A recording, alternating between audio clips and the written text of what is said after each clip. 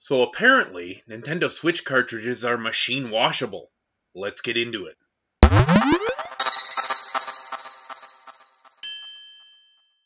Alright, so welcome back to another pickups video. It's only been about a month since I did the last one, but I've got a bunch of cool stuff here to show you, including, just a couple of funny stories. So, if you've been watching my last few videos, you know that I recently picked up an Animal Crossing Nintendo Switch. I'm not going to go into that very much because I will just link up to that video right here where I talk about the cool story about how I got this Nintendo Switch. Basically, not exactly for free, but basically, for free. So, moving on into the game stuff here, one of the first things that I picked up on a recommendation from the whole community, everybody's been talking pretty highly about these hoary Nintendo Switch Pro controllers. Now, I've tested this a little bit. I also have another one that I didn't mention here. I picked up for like $30 on Amazon, some kind of no-name that I've never heard of, and it's okay, but the buttons are not great. They're a little kind of clicky. This Hori pad is actually pretty darn good. My only complaint with this is that it feels a little bit light. I wish it had a little bit more substance, but the grips are nice. The button placement, this is basically modeled after an Xbox 360 controller. It's pretty comfortable in your hands. I will be checking out the official Nintendo controller here pretty soon as well, just to kind of compare and contrast all the different options available. But so far, I really do like this Hori controller. It was a bit of a pain to figure out how to get it synced up, but once I read the damn instructions, who does that, right? Once I read the instructions, I did figure it out, and it wasn't all that hard, but yeah, I had to read the instructions and watch a really bad YouTube video that didn't tell me anything, so, men, read the damn instructions. Anyway, moving on here, something that I have been waiting for a while, and I did pre-order this, and I'm a little unhappy with my purchase. Not for the game itself. The game is fantastic, and I'm having a lot of fun with it, but the collector's edition here for Story of Seasons, Pioneers of Olive Town, this is a great game. I love farming sim games, and I'm really loving this game. This is for sure the best Story of Seasons game or Harvest Moon game in the entire franchise. It's really fantastic. It's a lot more fast-paced. There's a lot more busy work to keep you going, mining, fishing, crafting, so much stuff to do. So yeah, I'm really enjoying this. I've had it for about 4 days now, and no complaints with the game, but I do wish I just bought the game. The special edition here, other than having a big box, which is nice, all it came with is a buffalo stuffy that's about the size of a computer mouse and not real well made, and a cloth map or picture, which, okay, I mean, I guess that's cool and everything, and the game. That's it. No art book, no soundtrack, no stickers, no buttons, nothing. Just this cloth map. I feel like, I paid an extra $20 or $25 to get the deluxe version, and I feel kind of gypped. To be honest, I really have no interest in stupid little stuffies. But the game is great, and I do want to support the developer and keep more games like these coming. So I did pay about the price of a, full price AAA game. $79.99 here in Canada, would have been $60 in the States, but super happy with the game, not so happy with the special edition. So moving on here, my little intro there about games being machine washable, that's kind of a joke. Don't put your games through the laundry. This game used to belong to my son Kaz. He's been on the channel plenty of times, and Kaz loaned me this game because he really wants me to get into Pokemon, and I tried it for a little bit, and it was okay, but I just, I wasn't going to play it all the way through anytime soon, so I put it in my pocket of my jacket to give it back to him, and somehow I forgot to give it back to him, put my jacket in the laundry, and washed the entire thing. Case, cartridge, artwork, everything got washed. The artwork is a little bit damaged, it's a little bit wrinkled, a little bit faded, but guess what? The cartridge plays just fine. So, can confirm, you can wash your Nintendo Switch cartridges. Don't recommend it, but it's okay. Moving on here to another game that's pretty recently released, and I'm pretty happy to have this. There's a story behind most of the games that I've got here today. A couple of years ago, I heard some people talking about how great the Kingdoms of Amalur Reckoning game was, and I went out and sought it out. I actually had a hard time finding it at that time, about 2 years ago.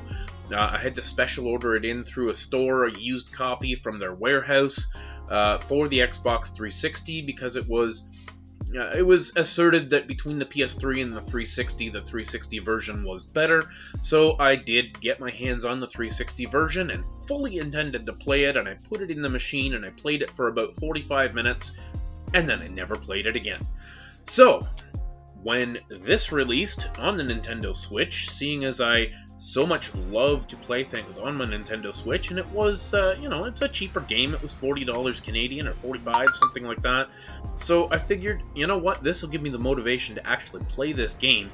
So this is, I mean, if you've played Skyrim or World of Warcraft games and things like that, you're going to be pretty comfortable with the setting of this game. From what I understand, it's a pretty open world adventure style game, kind of in the motif of Warcraft, but with the gameplay style of Skyrim.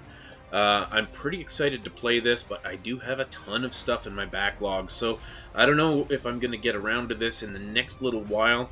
I'm going to actually do a video pretty shortly about some of my digital Switch collection, because I've got a bunch of digital games that I'm trying to complete right now, and some physical ones as well. But I've got a couple of JRPGs on the go, Ys 8 and Trials of Mana, and I need to complete those before I abandon them and start something else. So moving on to the next game here, and again, this is something I'm going for a complete collection of. I know my friend FemTrooper speaks really highly of the Dragon Quest series, and I've played a couple of them, but really haven't completed a Dragon Quest game.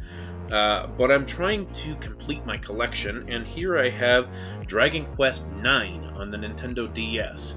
And I've never played Dragon Quest IX. I'm pretty excited. I did have to pay $70 Canadian for this, which is pretty expensive considering a brand new DS game back in the day would sell for about $40 or $50. So these are definitely sought after, and people really like these games and want to collect them, so I've been trying to pick them up now. I'm always pushing on my DS and 3DS collections right now, because both of those libraries are starting to get pretty expensive to collect for the higher end games.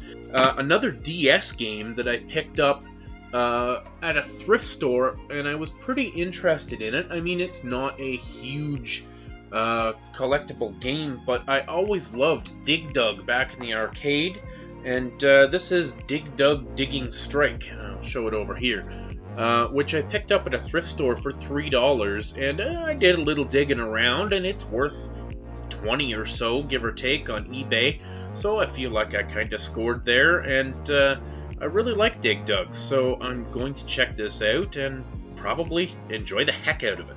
So something that I have been really missing in my Nintendo Switch collection is first-person shooters. And as I had never played this series back in the day on the PS3 and 360 when it came out, I thought now would be the perfect time, especially at the price I got it for, to pick this up. And that is the Borderlands Trilogy Collection, which I picked up on Amazon for about $35, which is a Canadian. That's a pretty good price. That's $20-25 US. I'm absolutely shocked. I've started playing Borderlands 1, and this game looks gorgeous on the Switch. I don't, like, as I say, I never played these games back on the PS3. I don't know if these are enhanced for the Switch or whether this is the way it looked on the PS3, but these games look fantastic. And my only complaint with them is I'm having a bit of a learning curve getting used to the controls. I don't know if it's the using the Switch Joy-Cons or what. I'm going to try it again. I haven't tried it with the Pro Controller options that I have, but I find the aiming with the right thumbstick is pretty jittery. It's kind of hard to nail down who you want to hit. Now, it does have that kind of auto-target thing when you smash the L button or whatever, but only if you're in the right vicinity of the target, then it'll target on it, and that's great. But I've really enjoyed my time with this so far. I've really only played about 2 to 3 hours. I actually had to restart my playthrough because I made a mistake in the beginning and I couldn't figure out how to fix it. I got into the first couple of missions where you have to fix up a vending machine and then buy a shield. Well, I bought a couple of the wrong thing. I just wasn't reading the menu properly, and I ran out of money, and I was running all over the place looking to find money so that I could buy the shield that I needed, and I just couldn't. I was getting killed in the next area over. So yeah, I restarted this, and I've got another, I'm back to the same place that I started, but the graphics are gorgeous, and the gameplay, aside from the learning curve on the thumbsticks a little bit, excellent. Highly recommend this game if you can pick it up for cheap. It's a fantastic first-person shooter to have on the Nintendo Switch. Another game that I pre-ordered and I've been pretty excited to play for a long time. It was available digitally for the last year, and it was one of the best games of 2020, and that is Hades. Now, I am absolutely shocked at this game. I'm a fan of this kind of game, the sort of roguelite, Diablo-style games, the kind of dungeon-crawling game. And I played this for a little bit with my cousin Mike, and I've played it a little bit since, gotten into the kind of 7th or 8th room, beat the first boss, and this is so much fun, guys. If you've not played Hades, pick this up. It's available physically now. Get it while you can, because it probably won't be out forever. And it's, I pre-ordered this, and it was like 40 bucks Canadian. You can't go wrong. There is so much replayability in this game. The graphics are great. The way the story works, where it builds on your failures so that, the people around you in the game, they remember your failures, and they remember your successes, and they remember, what power-ups you got and stuff like that. It's really interesting. It's a lot of fun, really fast-paced, but really solid controls. Absolutely top-notch effort for an indie game, and I would not miss putting this in your collection, even if this is not your style of game. So, moving on to the last game here that I have for now, and I don't know much about this game, but I picked it up basically just by watching a quick YouTube video while I was standing in ED Games, which is Canadian GameStop. I saw this game for $35, and it was basically a blind buy, and that is Fate Extello, the Umbral Star. Now, from what I understand, this is kind of sort of like a Musou game mixed with like some arena fighting elements or something.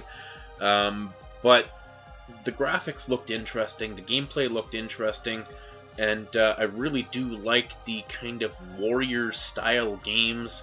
So I thought I'd give it a shot. I mean, as I say, I don't know much about it, so I can't really tell you a whole lot about it. I will throw some gameplay in the video here just to give you kind of an idea. But at $35 for what looked to be a pretty decent game on the Switch, based on watching a quick YouTube video, what the hell. Anyways, guys, this is the end of this pickups video, but I'd be really interested to know what games you have picked up recently, and what do you think of some of these games? Have you played some of these games yet, like the new Story of Seasons, Pioneers of Olive Town? Have you played it yet? I know that farming sims are not for everybody, but they're really up my alley, and, I have quite a few friends in the community that really highly recommend this game as well. Isha Gaming highly recommends this game, and I can't wait to get further into this game and see what gets uncovered. There's a lot of really interesting mechanics, a lot of really deep and satisfying crafting and that sort of thing. So let me know in the comments whether you've played any of the Story of Seasons games and whether you're going to buy this game, because this is my top pick right now out of this collection here in terms of things that I'm playing constantly right now. Anyways, guys, thanks for sticking around. Thanks for subscribing. Hit the like button on the way out if you would. It helps me out a ton. and stay classy.